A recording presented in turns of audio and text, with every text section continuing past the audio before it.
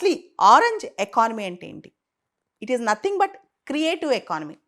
మనం ఇన్నోవేషన్తో, సృజనాత్మకతతో, మన యొక్క న్యూ ఐడియాస్తో ఒక కొత్తదనాన్ని సృష్టిస్తే, ఉదాహరణకి ఒక మంచి యూట్యూబ్లో ఒక షార్ట్ చేసాం, ఇన్స్టాలో రీల్ చేసాం, లేదా ఒక మంచి డాక్యుమెంటరీ చేసాం, ఒక మంచి మ్యూజిక్ని కంపోజ్ చేసాం, ఒక ఫిల్మ్ని తీసాం.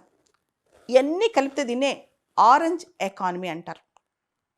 UNCTAD, United nations conference on trade and develop, దాని ప్రకారం ప్రపంచవ్యాప్తంగా ఈ ఆరెంజ్ ఎకానమీ అంటే క్రియేటివ్ ఎకానమీ అనేది యాన్యువల్గా, వార్షికంగా $2 ట్రిలియన్ రెవెన్యూ సృష్టిస్తుందంట. అంతేకాదు 50 మిలియన్ జాబ్స్ అంటే 5 కోట్ల ఉద్యోగాలు కూడా ప్రపంచవ్యాప్తంగా సృష్టిస్తుందంట. ఇండియాలో ఈ క్రియేటివ్ ఎకానమీ అనేది $30 బిలియన్ ఇండస్ట్రీ. దాదాపు 8% ఆఫ్ ఇండియన్ పాపులేషన్కి ఈ క్రియేటివ్ ఎకానమీ జాబ్స్ ఇస్తుంది. అది ఒక యూట్యూబ్ వీడియో కావచ్చు, ఫిల్మ్ మేకింగ్ ఇండస్ట్రీ కావచ్చు, ఒక మ్యూజిక్ కన్సర్ట్ హాల్ కావచ్చు, ఏదైనా సరే క్రియేటివ్ ఎకానమీనే ఆరెంజ్ ఎకానమీ అని పిలుస్తున్నారనమాట.